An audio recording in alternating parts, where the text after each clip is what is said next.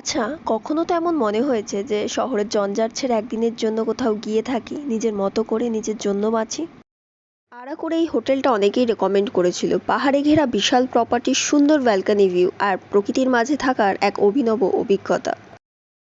এটাই সেই famous এপিটিডিসি hotel না? সুবিশাল ব্যালকনি, যতদূর চোখ যায় শুধু পাহাড় আর প্রকৃতির সৌন্দর্য।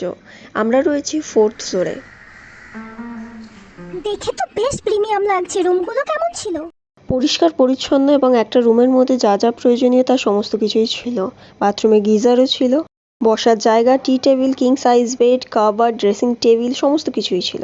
ফোর্থ ফ্লোর বাইরেটা থেকে একবার দেখিয়ে দিই, এখান থেকেও কিন্তু পার্শিয়ালি ভিউ পাওয়া যায়।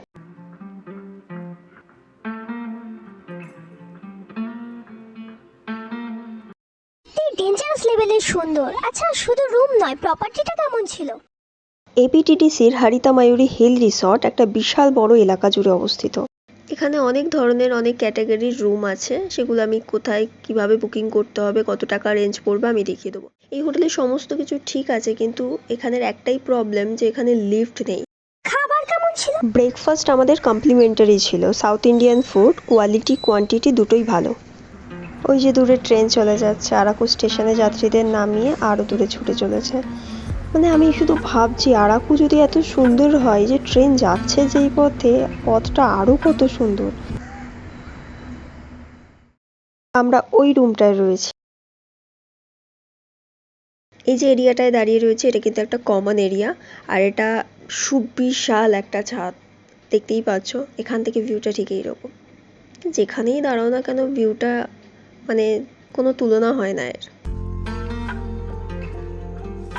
বুকিং কি করে করব সেটা দেখিয়ে দাও। অনলাইনে এদের হোটেল বুকিং করার পদ্ধতিটা খুবই ইজি, চলুন দেখে নিই। গুগলে টাইপ করবে এপিটিডিসি, প্রথমে যে লিঙ্কটা খুলবে এপি ট্যুরিজমের, দেখে নেবেন ভালো করে।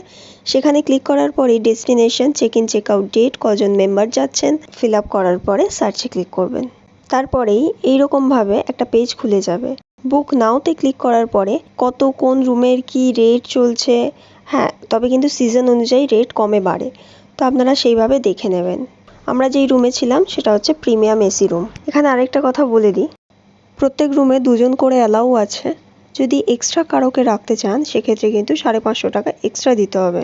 ওটা বুকিংয়ের সময় নয়, ওখানে ফিজিক্যালি গিয়ে কথা বলতে হবে। আর হ্যাঁ, ওই 550 টাকার সাথে কিন্তু ব্রেকফাস্ট ইনক্লুডেড। আমি তো মেন্টালি অলরেডি চেকিং করে ফেলেছি। এমন আরও অনেক ইনফরমেটিভ ভিডিও পাওয়ার জন্য আমাদের চ্যানেলটা সাবস্ক্রাইব করে রাখবেন। ধন্যবাদ।